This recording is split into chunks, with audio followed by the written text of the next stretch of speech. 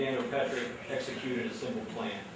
It was a plan that was both as simple as it was in its design, as heinous as it was in its results. What he did was decided to kill both parents, his mother Susan Petric and his father Mark Petric. And he did so with the intention of escaping any criminal liability by making it look like a murder-suicide. The plan was, my father shot my mother, and then he shot himself. It was foiled only because the sister, Heidi Archer, and the brother-in-law, Andy Archer, came to the residence early to watch an Indians game. They were in the playoffs that day. The questions for the court to look at the evidence will be, 1, was there prior calculation design? That goes with counts 1 and count 4, the attempted aggravated murder and the aggravated murder. Yes, you will hear evidence in this case that the defendant had plotted, planned, and schemed this for 1 to 2 weeks. That on the day in question, it was a good day around the house, and that the family had worked outside. That prior to the shooting, the mother and father were sitting peacefully in the living room, waiting to watch the Indians game, almost dozing off, when Daniel somehow had procured the family Taurus 9mm, which was locked in a gun safe in the room in Susan Petric's closet. The key was with one person, Mark Petric. He had to make that decision to find that key, get it, and get the gun.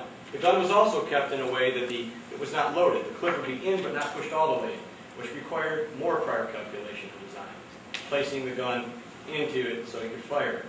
He then walked out into the living room, behind the couch where his dad was sitting, told both of them to close your eyes, I have a surprise for you, and open fire. He hit the dad first, shot him in the left side, only by the grace of God that it actually bounced off his jawbone and shattered his jaw and didn't make it to his brain, and the help of Andy Archer, he lived. He stopped the bleeding, it didn't make it to the brain. He then began to immediately open fire on Susan Petric across the room. He struck her 3 separate times. The path of those missiles is horizontal in nature, slightly downwards at time. That shows more prior calculation design. He catches her through both arms. That bullet goes out through the residence and the wall.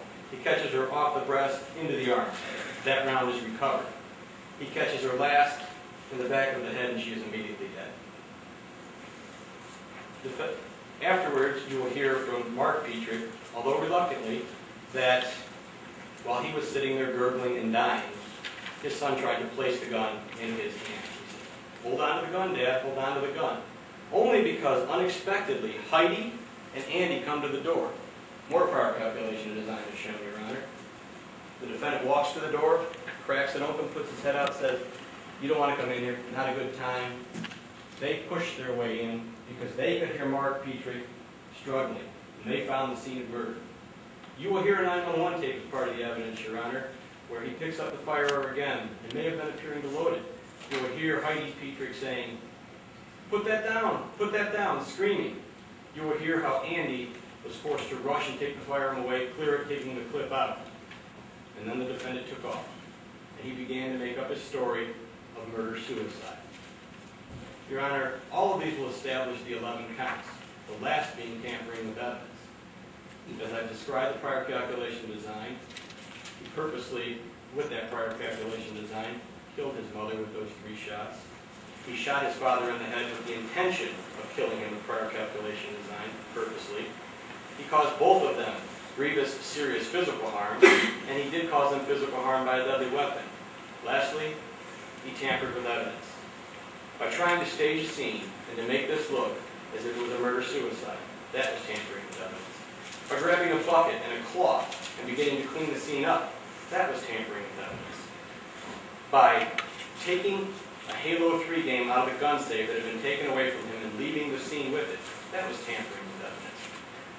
By attempting to keep Andy and Heidi from seeing what had occurred in this house, that was tampering with evidence. At the conclusion of all the evidence, the state will ask the court to follow its oath and do its duty and find the defendant guilty of all counts and all attendant specifications. Thank you. Thank you, Attorney Cillo.